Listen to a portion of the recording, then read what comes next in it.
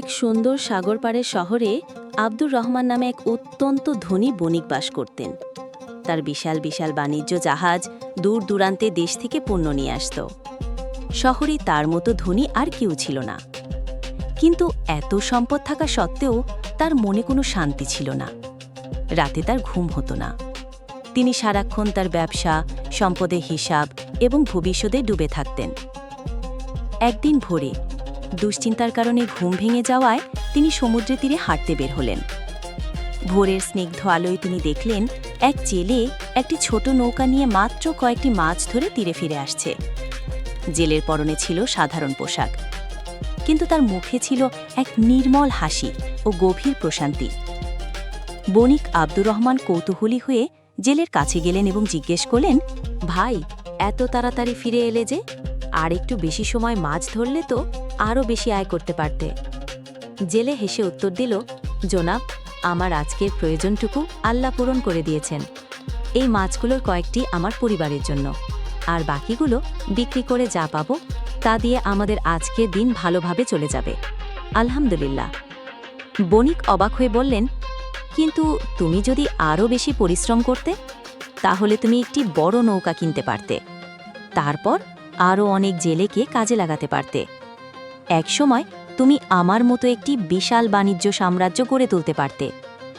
জেলে খুব সরলভাবে জিজ্ঞেস করল, জনাব, তারপর আমি কি করতাম? বণিক উৎসাহের সাথে বললেন, তারপর তুমি অবসরে যেতে পারতে। জীবনের শেষ দিনগুলো কোনো চিন্তা ছাড়াই সমুদ্রের তীরে বসে আরাম করে কাটাতে পারতে, পরিবারের সাথে সময় দিতে পারতে। জেলের মুখমণ্ডল এক অনাবিল হাসিতে উজ্জ্বল হয়ে উঠল। সে বণিকের দিকে তাকিয়ে খুব শান্তভাবে বলল, কিন্তু জনাব, আমি তো সেই কাজটি এখন করছি। আমি কোনো চিন্তা ছাড়াই সমুদ্রের তীরে আমার পরিবারের সাথে সময় কাটাচ্ছি এবং আমার প্রভুর প্রতি কৃতজ্ঞতা প্রকাশ করছি। এই একটি বাক্য আব্দুর রহমানের অন্তরের গভীরে আঘাত করল। তিনি হঠাৎ করে উপলব্ধি করলেন, তিনি যে সুখ এবং শান্তির জন্য সারা জীবন ধরে ছুটে বেড়াচ্ছেন, সেই সুখ এই সাধারণ জেলে প্রতিদিন ভোগ করছে।